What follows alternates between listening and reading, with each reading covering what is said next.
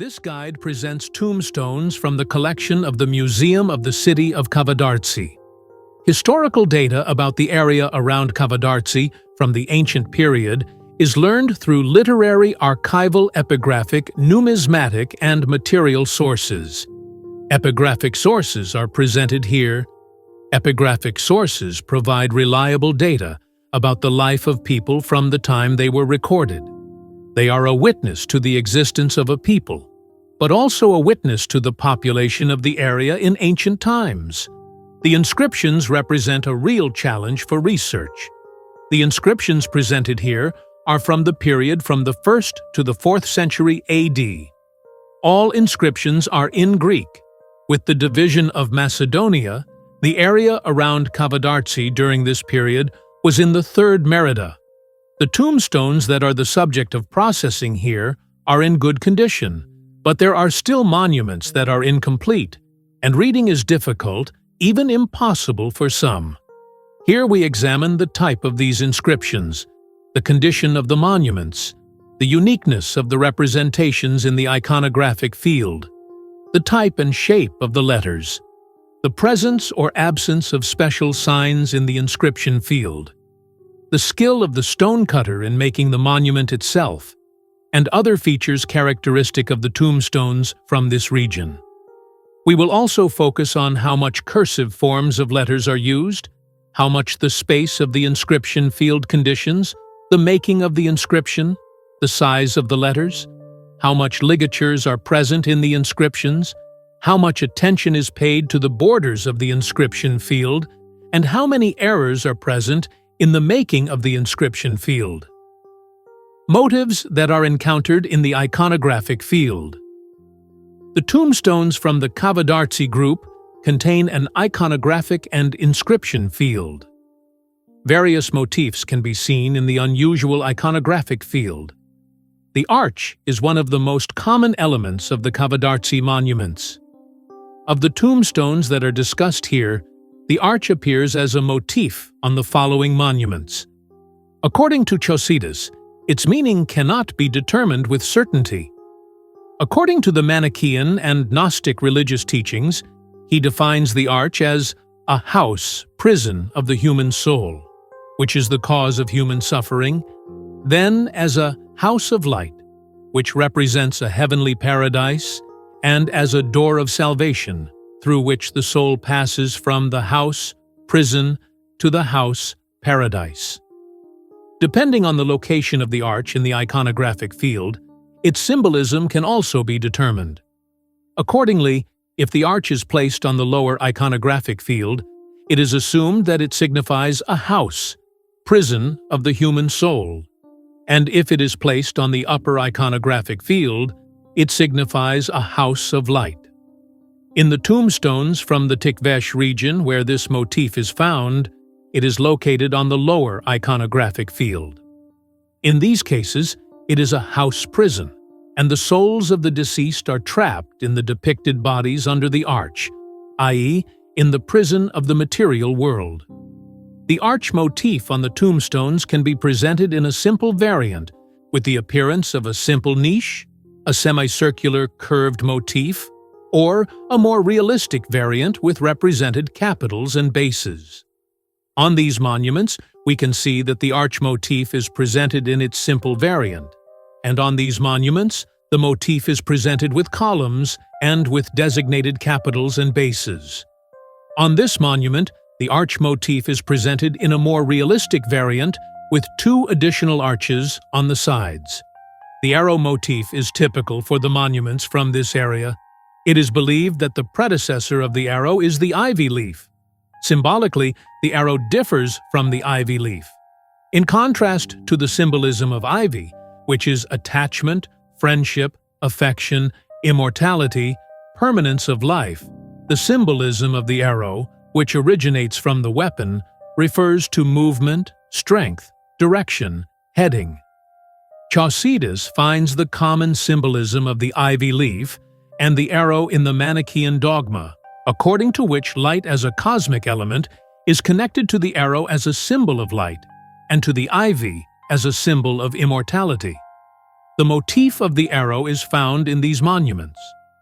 On the frontal part of these monuments, a representation of a complex arrangement of wavy arrows is found, from which other arrows emerge laterally.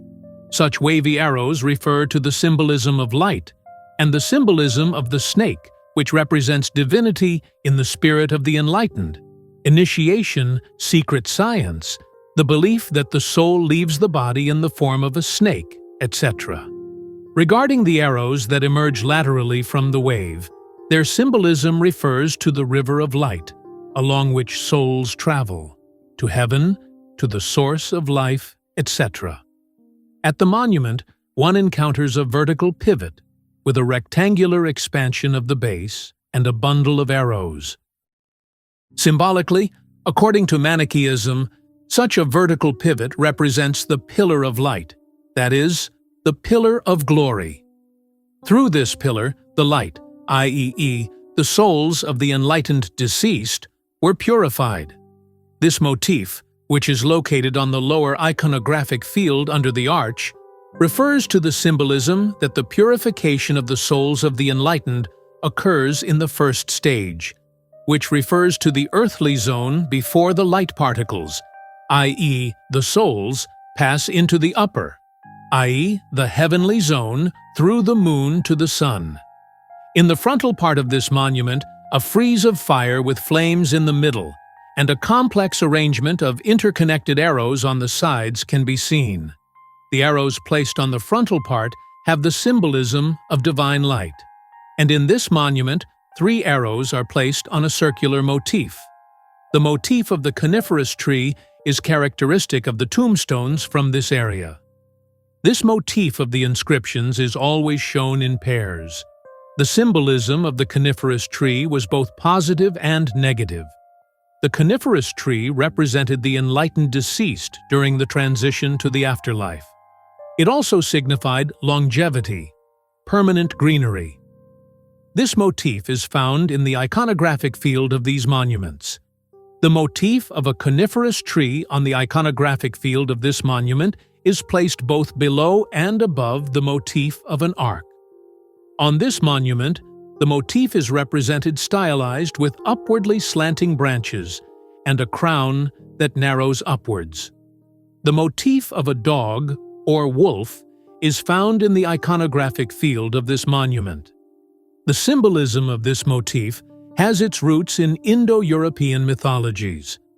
In these mythologies, these animals have the character of representatives of the Chthonic, as guardians of the entrance to the underworld or hell. The motif of a rosette has the symbolism of a star. Most often, this motif is placed in the frontal part as a part that represents the heavenly world through which deceased souls travel. The motif is found twice on these monuments. In this monument, the motif is placed on the upper iconographic field next to a circular motif, with an inner circular motif. And in this monument, it is placed on the lower iconographic field under an arch next to a representation of a woman. The iconographic field of the monument features motifs of a crescent moon and a sun.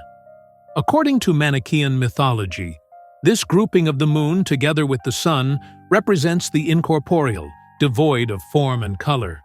Together, they played a role in the afterlife fate of the deceased. The moon was created from the element of blessed water. The souls of the deceased reach it, and after the new moon is full, the souls depart for the sun, and from there to the kingdom of eternal light.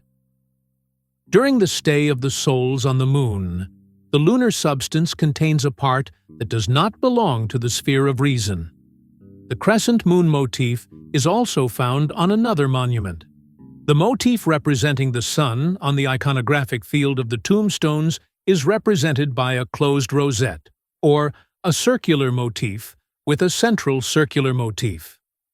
Most often, this motif is placed in the central part of the upper iconographic field.